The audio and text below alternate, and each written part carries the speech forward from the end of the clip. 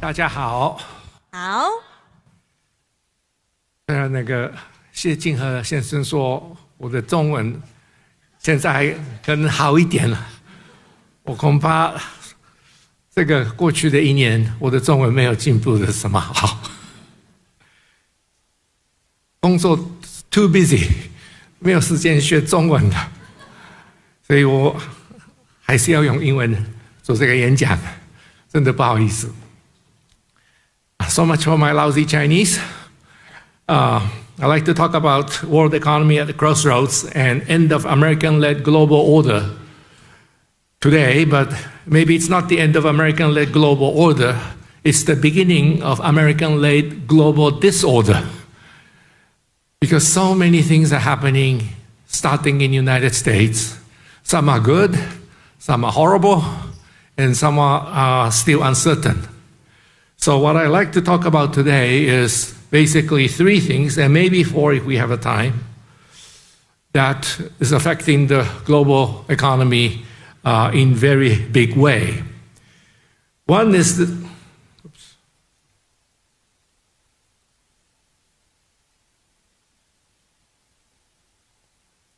one of them is already discussed, this AI investment. This is the 500-pound gorilla in the room. It is so big, in fact, that other factors, some people will say other factors don't matter all that much. The war in Iran, big deal.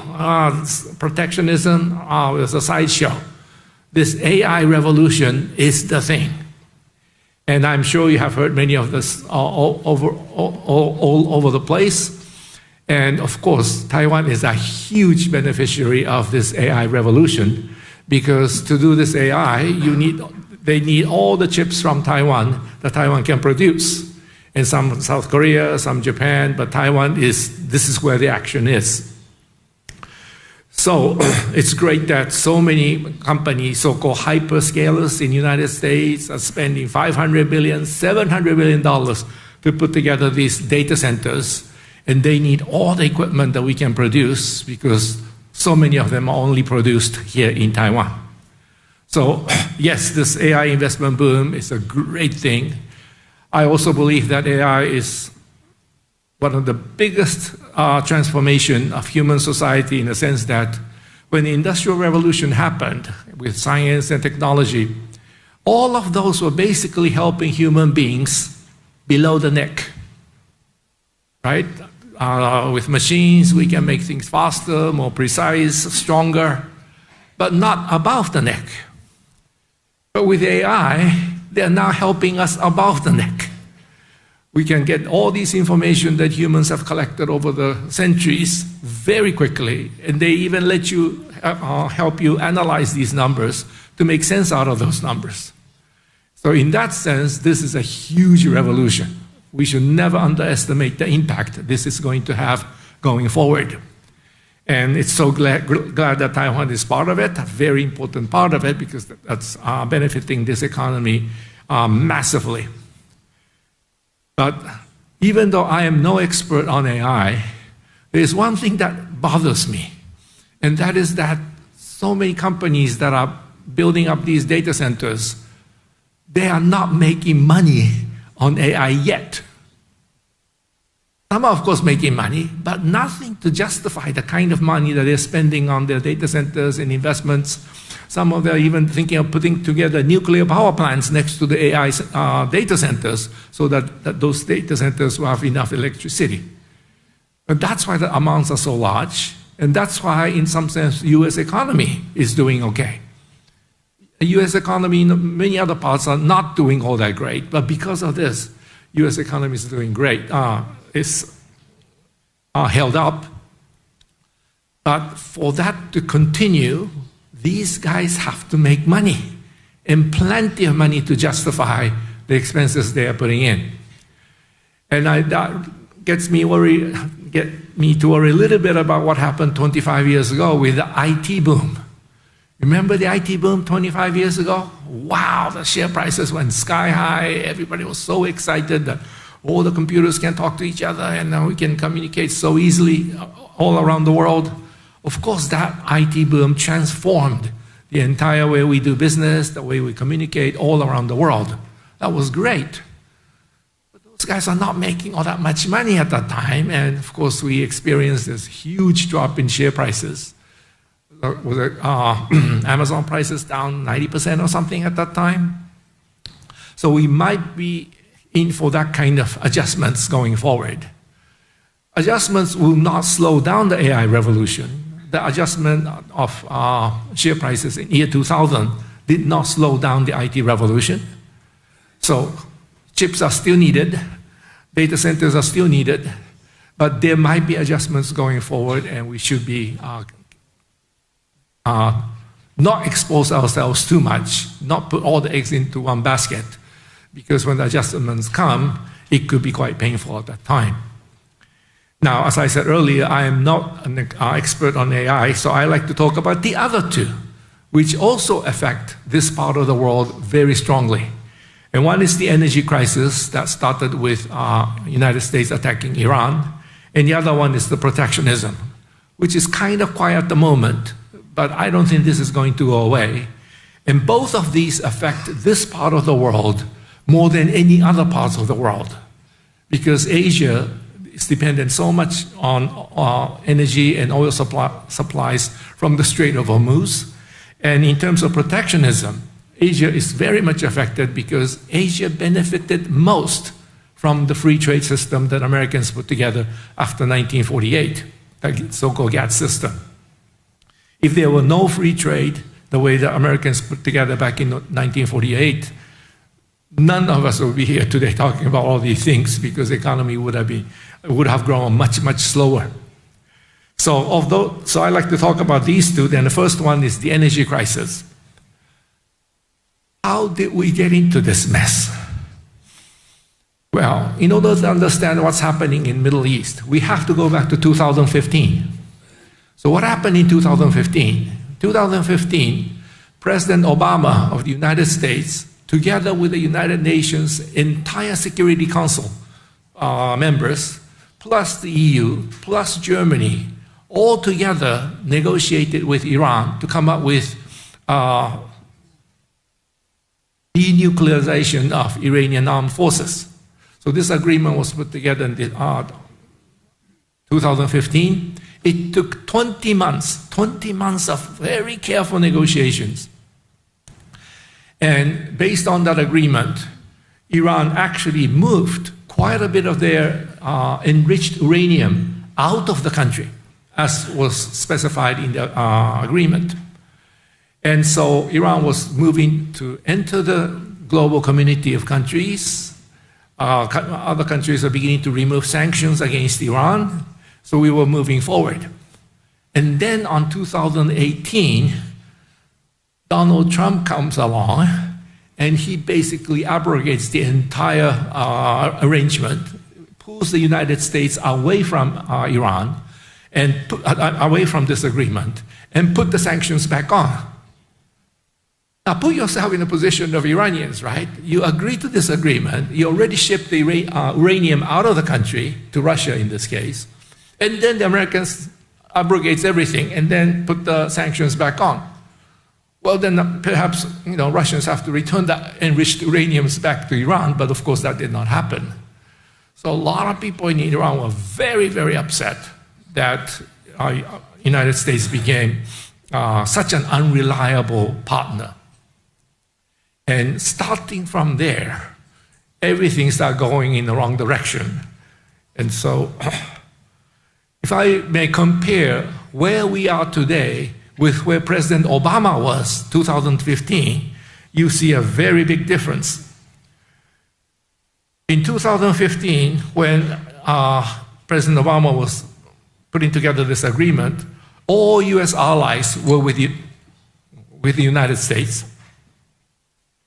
And the United Nations was very much with the United States because it was the entire Security Council negotiating with the Iranians. Even China and Russia were on board. It's hard to imagine, but that was actually true. And that's why Russia was able to accept these uranium from Iran. Iranian moderates outnumber the hardliners. What do I mean by that? For Iran to accept this 2015 agreement, they had to pass the parliament. And at the parliament, of course, there were hardliners and the moderates. Moderates wanted an agreement so that Iran can enter the global community of countries. Hardliners said, no, these guys cannot be trusted. We, the revolutionary guards, have to go our own way, and we have to have nuclear weapons, especially since Israel has nuclear weapons as well. So there was a big debate for like 3 months in Iran, Tehran. But at the end, when the vote was taken, it was 161 to 59. So the moderates won, hardliners lost.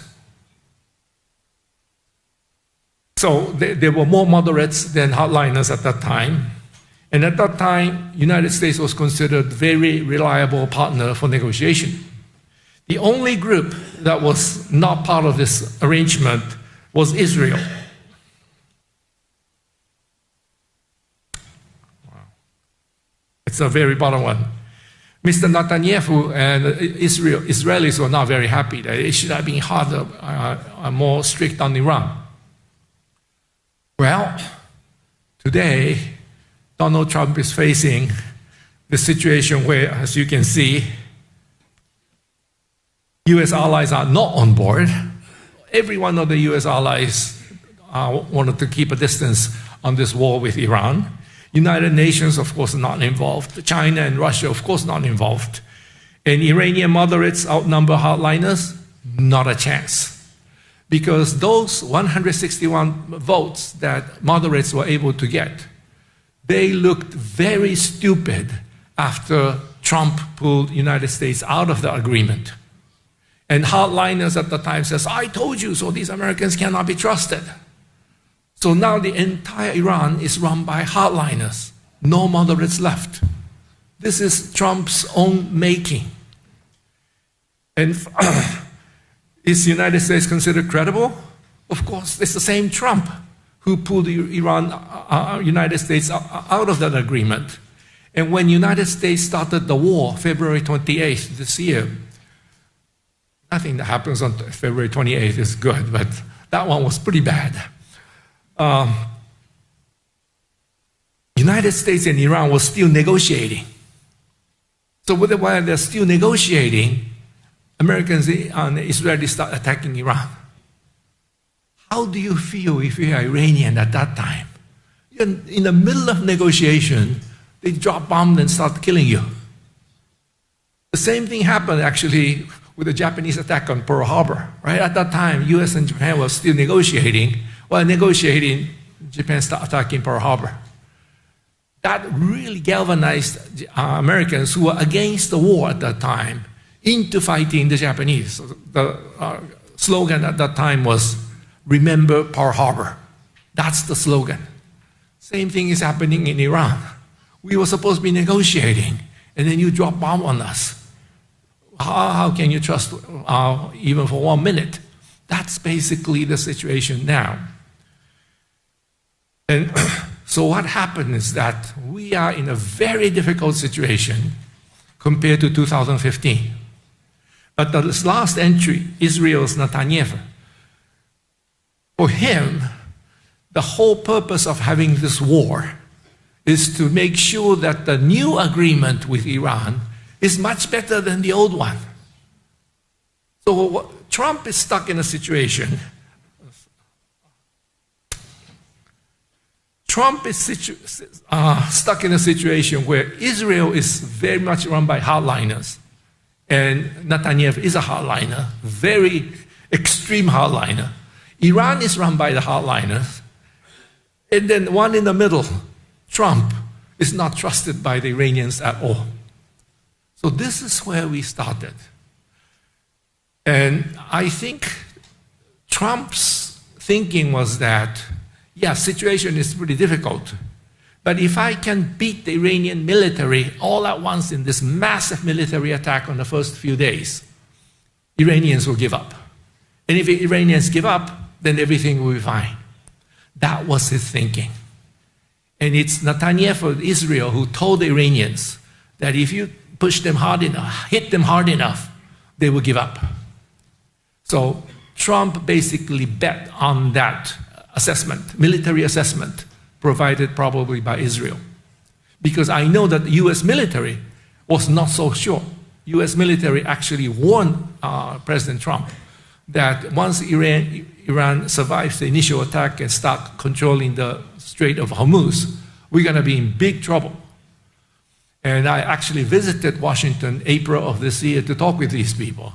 And they were all saying, yes, we warned the president that once the war starts and Iran takes over the Strait of Hormuz, we're going to be in very bad situation. Of all the people I talked to, none of them was optimistic. All of them are saying, this will end badly. So basically, Trump listened to the Netanyahu's military assessment, bet on the military assessment, but it didn't work. It failed. Iranian government is still there, run by hardliners. So now, Trump is really stuck, right? You bet on this strategy, it actually failed. But then, from here is another story in that Trump did something only Donald Trump could do.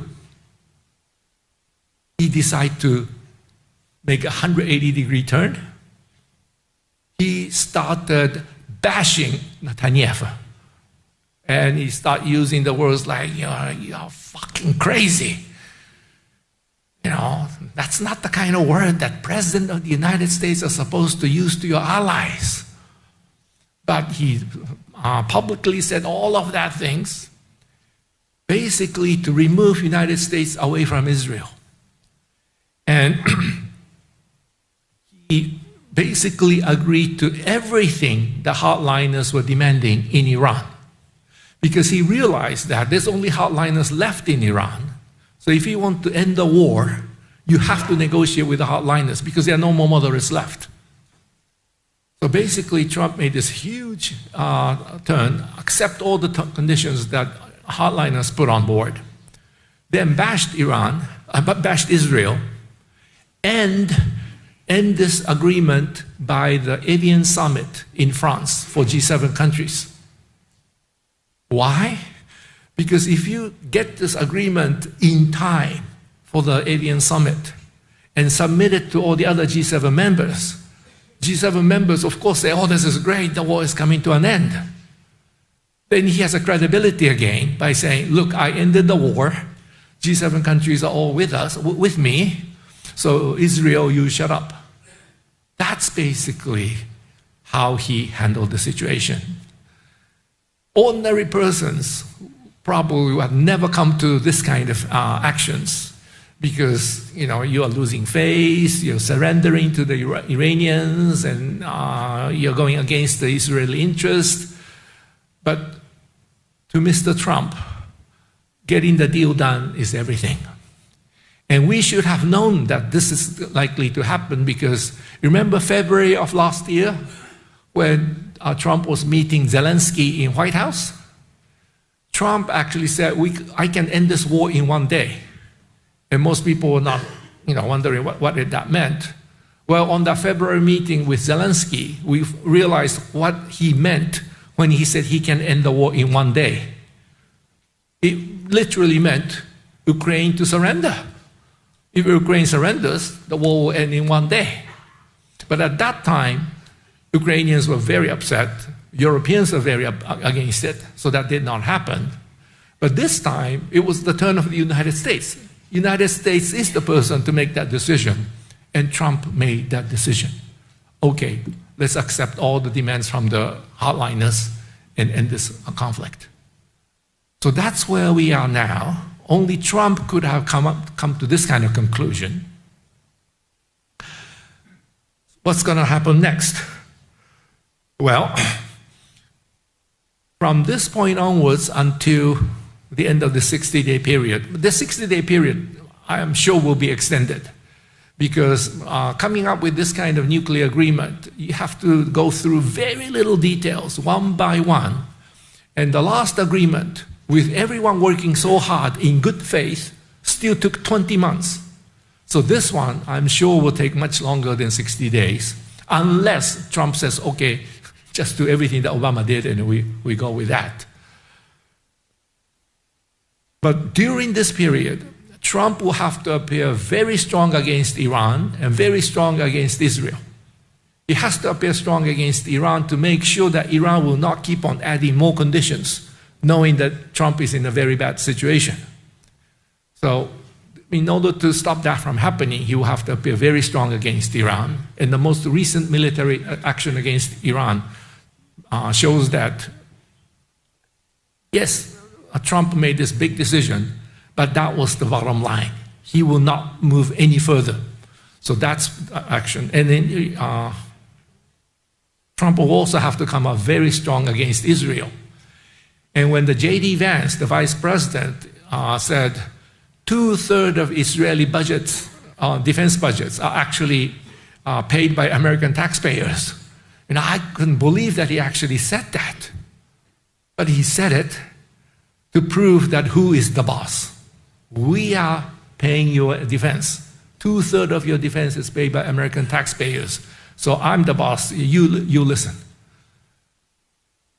That's an amazing statement coming out of the US president, because although most Americans knew that something like that was happening, no one actually ever came out and openly said 2/3 is our payment. So that's the way he's trying to contain the situation. And hopefully we get to the end with something reasonable. I'm sure the deadline for the negotiation will be extended because even under the best of circumstances, these negotiations are very, very difficult. Unless they just copy the entire Obama agreement on top, this is going to take longer. But the fact that Trump made this 180 change means that he will probably stick to it. And hopefully we will get to the goal without too many difficulties in between.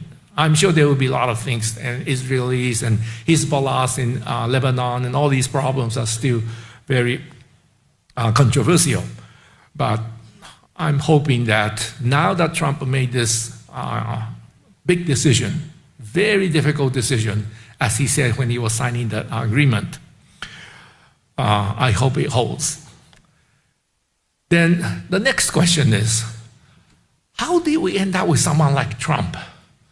He's reckless, crazy in so many different ways. He has legal problems, other problems everywhere. How did someone like that got elected, not just once, but twice in the United States? And even now, he's enjoying quite a bit of power among certain parts of the US population. And here, I would say that the establishment in the United States, meaning Democrats and traditional Republicans, the Republicans before Trump came, that establishment really screwed up one thing. And that one thing is US trade deficit, as Mr. Xie Jinhe mentioned earlier. This is is a huge mistake in that for the last 40 years, as you can see in this chart, US kept on running massive trade deficit. Only UK and US were doing that. And if you run a deficit, each dollar of US deficit reduces US GDP by the same amount, right? So it is reducing the US GDP, US growth rate, and so forth. And so under ordinary circumstances, in any ordinary countries, if you end up having a large deficit, the government will do everything to make sure the deficit will not grow.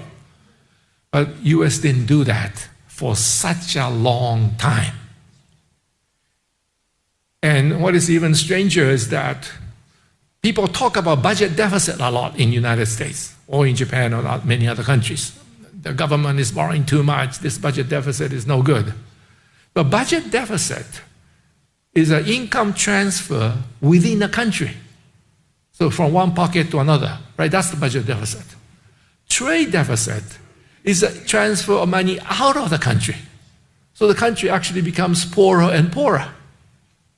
But how many of you in the market today watch the US trade deficit every time they are announced? Not very many. So those of us in the market, as well as the media, academics, they all kind of ignore this big problem over these all 40 years. But the fact that they were losing income to foreigners means someone in the United States were hurt. And if you add how much money we lost, how much money the United States lost during this whole process, it comes out to be 157% of GDP. That's a huge number. And in terms of today's dollars, that's $46 trillion. So Americans lost income equivalent to $46 trillion because of the deficit. This is an updated chart from last year, so you probably remember some of them yourself. And this 46 trillion was not shared by Americans equally. Only people in manufacturing, farming, mining, they were the ones who were affected. Those people in the financial industry like us, academia, college professors, they were not affected. Those people in the service industries are not affected. Only the people in manufacturing, farming, mining were affected. So that's basically what you would say rural America was badly hit. Metropolitan America was doing okay. But these people who were losing jobs, losing income, neither Democrats nor Republicans did anything. Republicans were always for free trade. So whatever the market decides, we're not going to touch. This is free trade. Democrats talked about championing the blue-collar workers, but they did nothing, absolutely nothing, about the US dollar, which was very strong, and that's why US was running such large trade deficits. And so for the average people who are affected by this $46 trillion, whether you vote for Democrats, vote for Republicans, the result is the same. It's not going to help you anyway. This is where Trump came in. Trump realized that there are millions and millions of people in this part of the world, in that part of the United States, that are very, very unhappy. And then he started talking about protectionism. Let's help our industries. Let's help our workers. And suddenly, millions and millions of these blue-collar workers start supporting Trump. You know, when Trump, this is 2015, when he started talking about entering presidential race, you know, all of us basically laughed at him. So what is this crazy guy who doesn't know anything about government, who knows anything about national security, nothing about the diplomacy? How can he run for the president of the United States? But once he started talking about this protectionism, everyone, all these people start supporting Trump. That was a big surprise for Democrats, shock for the Republicans. It's a shock for both Democrats and Republicans. Republicans were always for free trade. So someone from your own party suddenly talking about protectionism is a no-no, unthinkable. But so many millions of workers start supporting Republicans because of Trump. So it's a kind of a pleasant surprise. For Democrats, they thought those are your own supporters, but they're all running toward the Republican side because of Trump. So remember Hillary Clinton make a huge U-turn last minute, drop the TPP, Trans-Pacific Partnerships, and start moving toward protectionism, but it was already too late. Trump got elected. That should have been a huge warning to all of us.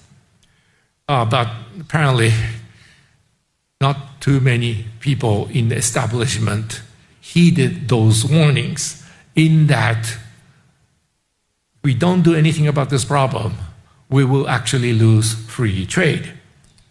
And the way it happened was, the reason US got into this mess is because of the dollar. This is what happened to the US dollar in real effective terms. And when you look at this thing, if you look at the US trade deficit, you notice that until 1980, everything was kind of fine. US was not running a large deficit. But starting 1980, suddenly, US started running a large deficit. And this may look like, in this chart, this may look like something very small, but actually,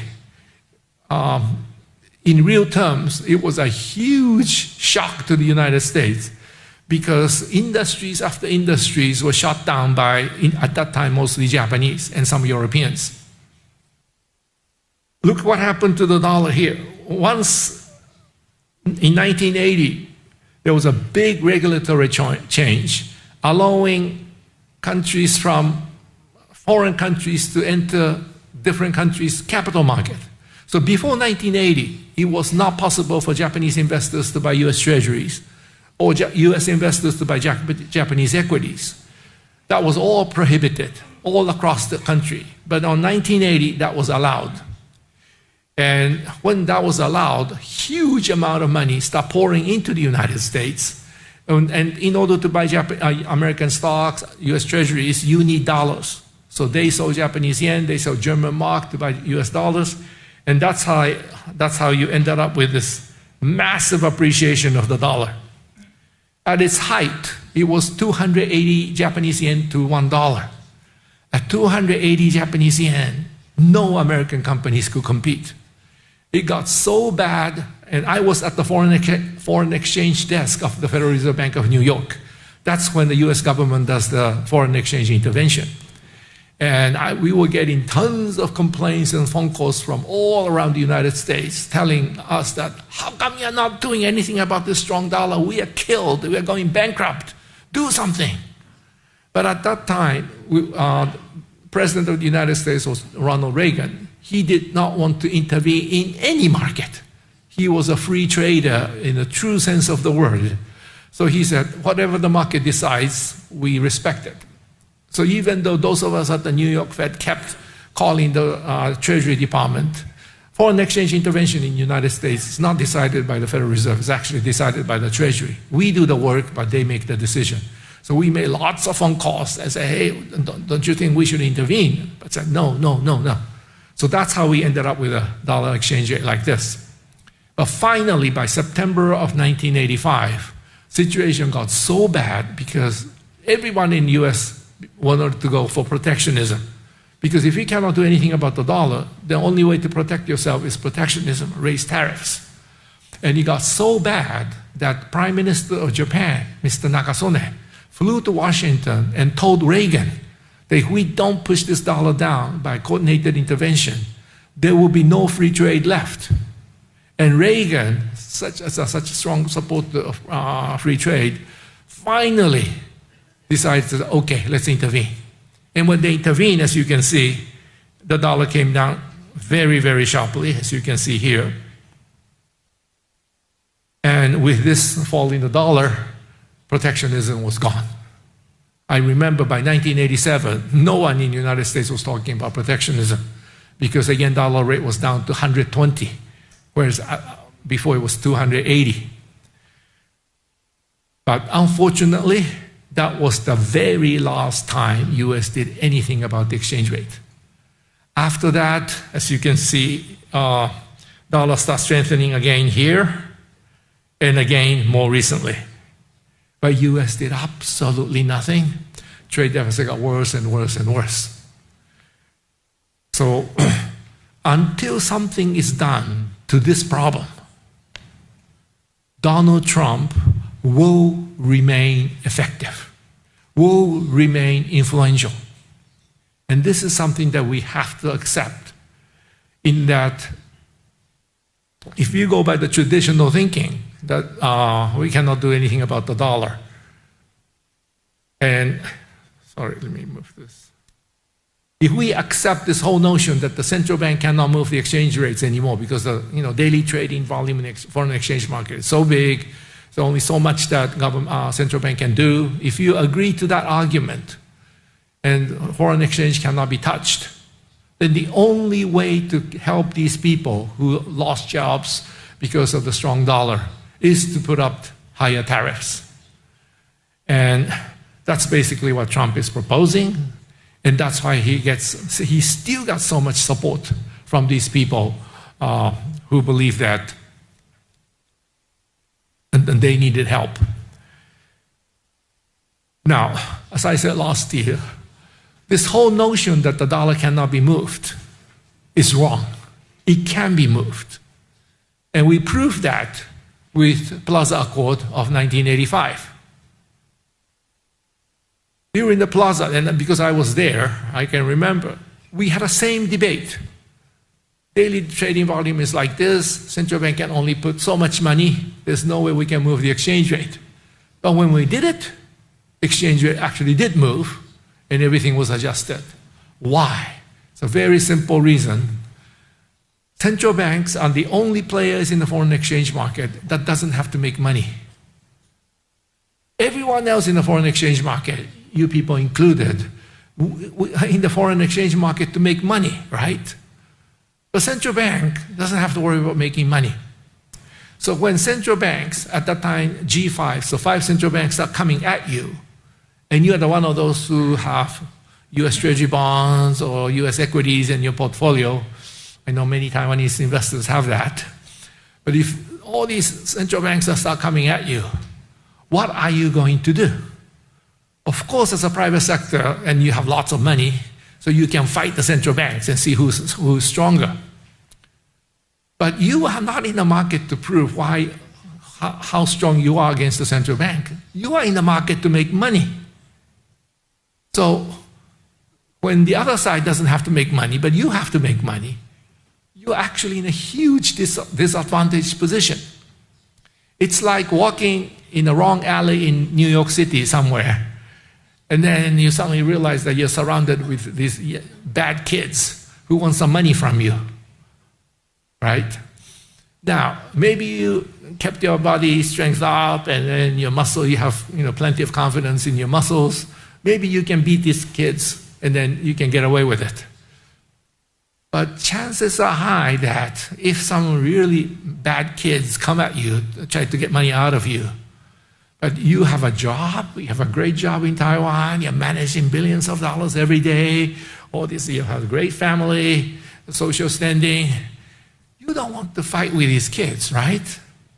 Even if you win, you're not going to get much. If you lose too much. Whereas these kids have nothing to lose. So chances are high that, okay, I'll give you some money. Take out the cash, give it to them, leave me alone, have some fun with this money. That's what many people would do. Maybe not most, but many people would do. And that's basically what happened in the foreign exchange market. When the 5 central banks are coming at you, eventually became 7 central banks, most investors are saying, no, I don't want to pick this fight. But if you don't want to pick the fight, but you're still long dollars, what do? You have to square your positions to make sure that you don't get killed by the central bank. How do you square your positions when you're long dollars? You have to sell dollars. So it's not the central bank selling dollars, but investors who want to square their positions also selling dollars, and exporters and importers, because the US is running such a huge trade deficit, were all also selling dollars. So everyone was selling dollars, and that's how US dollar fell so quickly, from 280 all the way to 120. So it can be done. But when I was in Washington in April and trying to tell people in Washington that instead of going through the tariffs, we should go through the exchange rate, and the exchange rate can be moved, guess what the reaction I got? I actually give a big talk, seminar at the CSIS. CSIS is Center for Strategic and International Studies. It's the biggest think tank on national security issues, diplomatic issues in Washington. And every time the United States government has to think about some new policies, they always go to CSIS. CSIS will collect experts from various universities, wherever, bring them together so that they can do the brainstorming sessions. So when you go to CSIS, you see many meetings going on with those brainstormings on various issues. So I was doing that on that day. I realized that most people in the United States, most people in Washington, has already forgotten about Plaza Accord. That's 40 years ago. And I was about the youngest at the New York Fed at that time. That's why I still remember it vividly. But I'm, at the very low end. All the people who are making decisions, of course, all retired. And so when I start talking about Plaza Accord the way I just did to you, most people are saying, oh, something like that actually happened? That kind of reaction. And I have to explain, that, 5 central banks coming at you, what were you going to do? And they were totally, it felt like I'm talking to someone from Mars or Jupiter or somewhere, because they haven't heard this story for 40 years. So I have to tell you that even though foreign exchange adjustment is the right way to go to save the free trade, and that way you can actually, as I made, oh, sorry.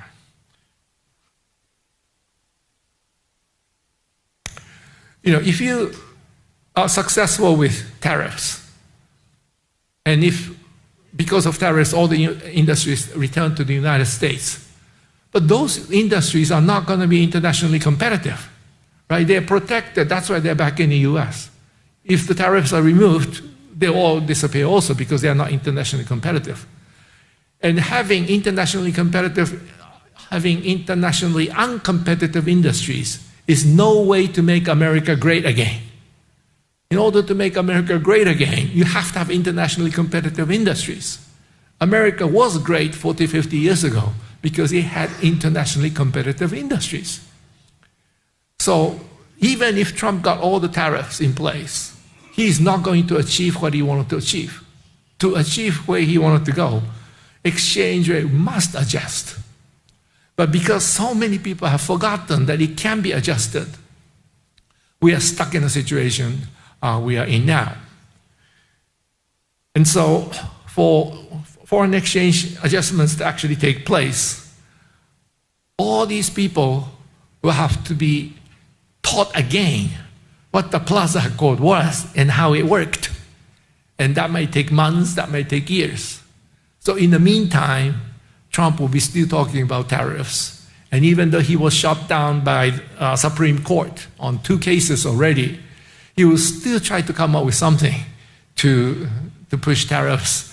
And that is not good for the global trade, for the global economy, because tariffs reduces efficiency of the global economy by a very big margin compared to exchange rate adjustments.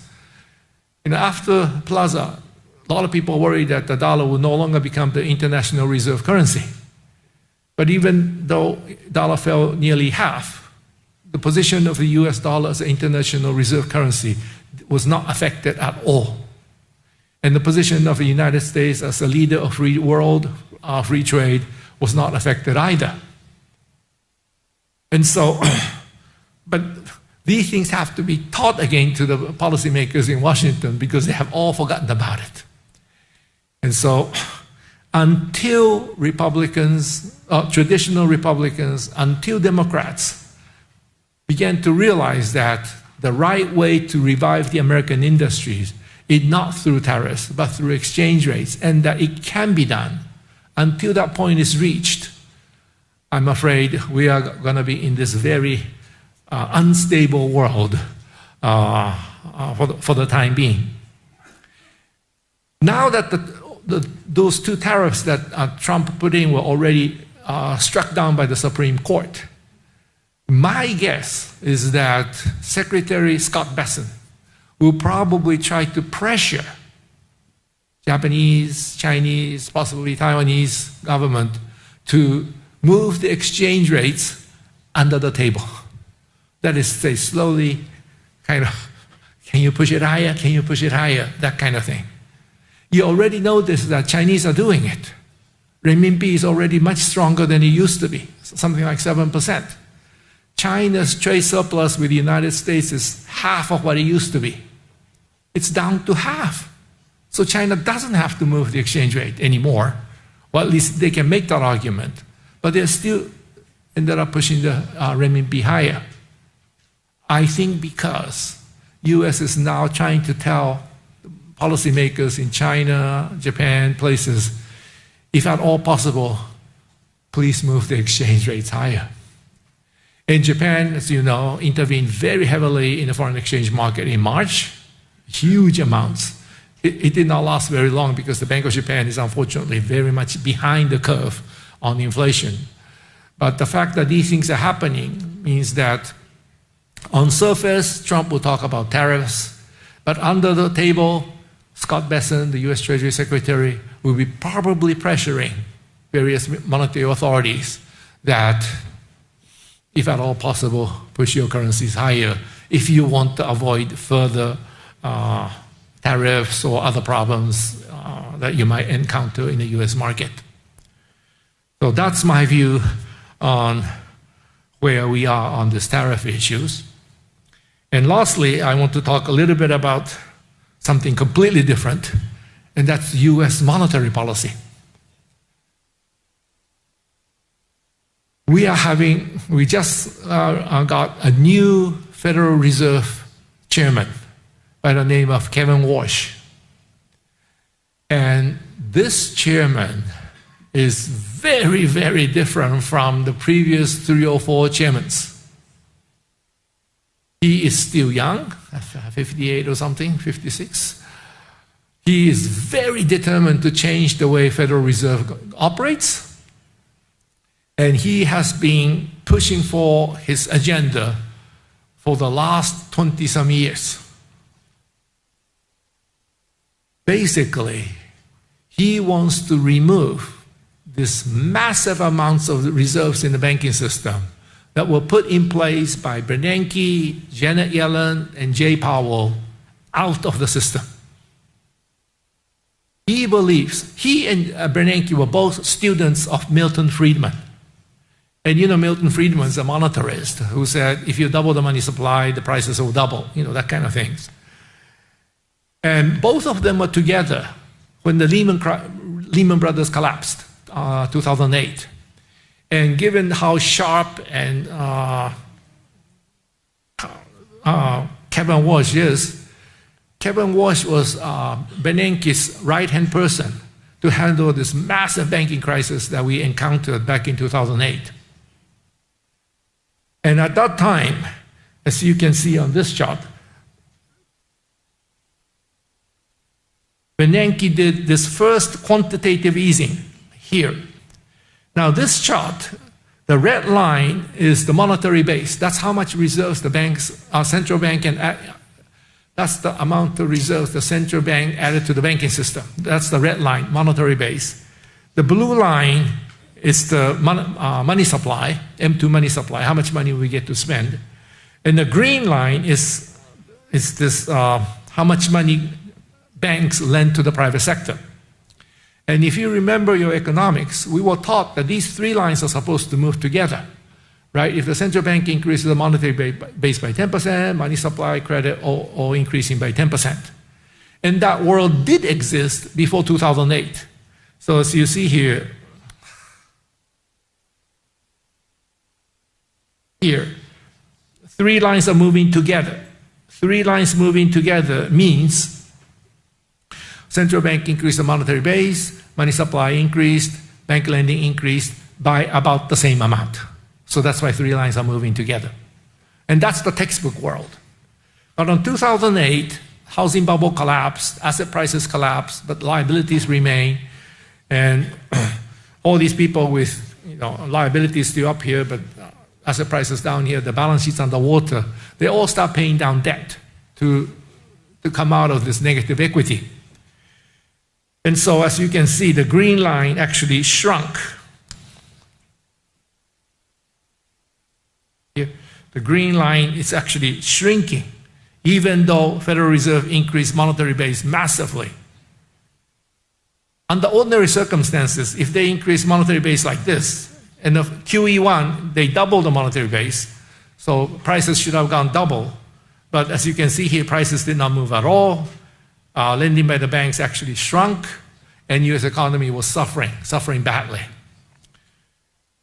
The first QE, this very first part, this part, was a right thing to do under the circumstances. It's a right thing to do in the sense that at that time, if you remember, all these American banks had huge quantities of subprime mortgages, and CDOs built with these subprime mortgages. And they all basically lost value. So if I were an American bank, I know I'm close to bankrupt, but I know you guys are all bankrupt too, because they all had the same assets. And of course, Lehman Brothers actually collapsed. Merrill Lynch had to be rescued by Bank of America. Morgan Stanley had to be rescued by Tokyo Mitsubishi Bank. It was a real mess at the time. And when something like that happens, the banks cannot trust each other anymore because the other side has a huge problem because everybody is holding the same bad assets. So they don't put money in the interbank market. And if they don't put money in the interbank market, the whole payment system collapses. So at that time, central bank has to be the lender of last resort to keep this thing going. So that was okay.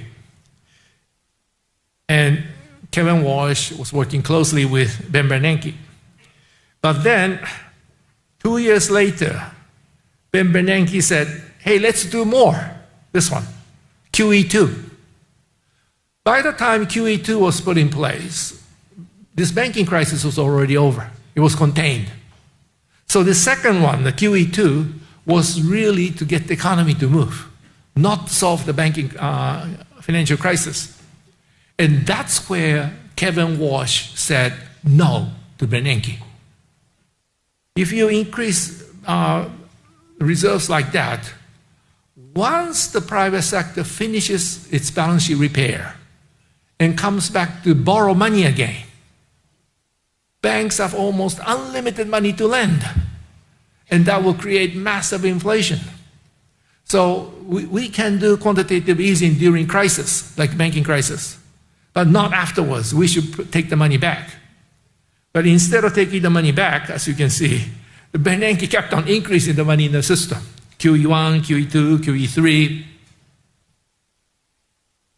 And Chairman Powell then massively increased it during the pandemic years. Kevin Walsh was very, very unhappy about that. Kevin Walsh understood balance sheet recession. One of his papers, if you look at it, the whole paper starts with my name at the very beginning. Economist Richard Koo says, la la la la. So I know that he knows me. So he understands balance sheet recession argument. So during the balance sheet recession, he was kind of quiet. Even though he did not agree with this action of the Federal Reserve under Bernanke, Janet Yellen, and Jay Powell, as long as no one's borrowing money, this does not cause any problems. How about now? Now, this is the latest bank lending numbers from United States, Japan, UK, and Europe. And you can see that, as you can see this number, recently, bank lending numbers are increasing quite rapidly. 7.6% growth. It used to be like 2 to 3% growth. It's 2 to 3% growth. You don't worry about inflation. But if bank lending is growing at 7, 8%, then you can have inflation. And Japan has the same problem. The UK has the same problem. Only Europe, bank lending is still very, very slow. But if private sector is coming back to borrow money, and if the banks are stuck with this massive amounts of reserves, chances are high that we're going to hit inflation. And that's what Kevin Walsh wants to prevent. And so, unlike all the other Federal Reserve officials who said, this inflation is not a big issue, Kevin Walsh understands that inflation was not a big issue because the private sector was not borrowing money, and they are not borrowing money because of balance sheet problems. But balance sheet repair is a stock adjustment process. At some point, balance sheets will be balanced again, 10, 15 years, and then these people come back and start maximizing profits instead of minimizing debt. And when the private sector returns to the profit maximization with a clean balance sheet, and if you have all these reserves in the banking system, then inflation can pick up very, very rapidly. That's what he is trying to prevent. What that means is that the reserves are up here now, 613. He wants to bring this down so that even if the borrowing picks up, it will not really add to inflation. he has not indicated at what pace he will do this. He put together some sort of a task force to study how fast Federal Reserve can remove this thing. But the fact that Federal Reserve will start reducing this thing will affect the market. It will probably push the long rates higher, while maybe short rates can go lower. Walsh said, we have to do this carefully, otherwise the bond market will collapse. And so he understands the risk of doing quantitative tightening, QT, as opposed to quantitative easing, the QE. But he is determined to do it. And so those of us in the market have to be prepared for US yield curve from steepening. It will steepen.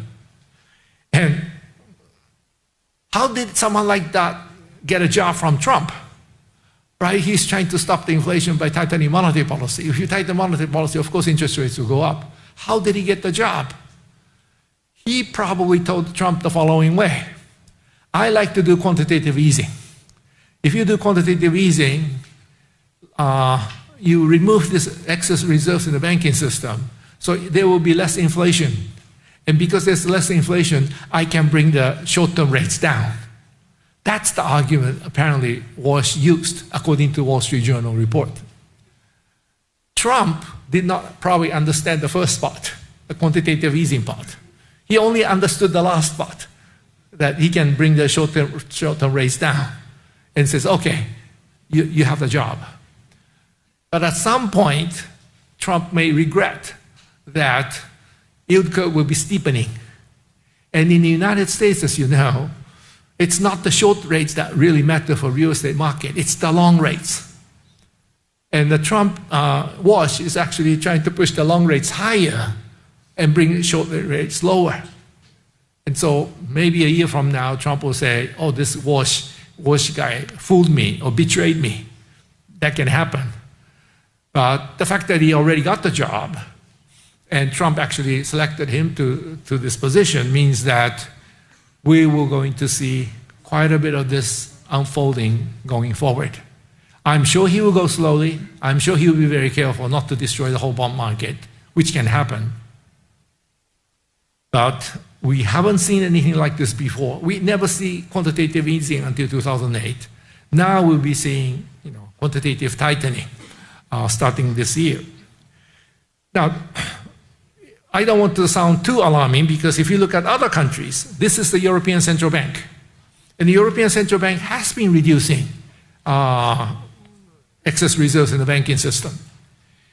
So European rates are, in that sense, a little higher than usual because the European Central Bank is doing quantitative easing. This is Bank of England. Bank of England has been doing that also. So only US and to some extent Japan. Japan is still way up there. So Japan and US are now moving toward quantitative easing. Other two are already on their path, so they will just probably continue what they're doing. But given the size of the US market, given the influence of the US market, we have to watch how this is all going to unfold. I fully agree with Mr. Walsh's sense of urgency, because if he doesn't do it, and the borrowing by the Americans continue to increase, as you saw earlier, we might be really hit by very nasty inflation, given how much excess reserves are already in the banking system. And so I hope he will succeed, but I hope he does it in such a way that it won't destroy the markets all around the world. Because quantitative easing is very easy on the way out. It's extremely hard on the way out. Because by the time you have to remove this money, private sector is also already borrowing money, right? So when people want to borrow money and you try to remove the money out of the system, that can push interest rates sharply higher. And so QE was easy on the way in, very difficult on the way out, and we will be facing those challenges going forward. I hope he succeeds, but there could be quite a bit of volatility going forward. Thank you very much.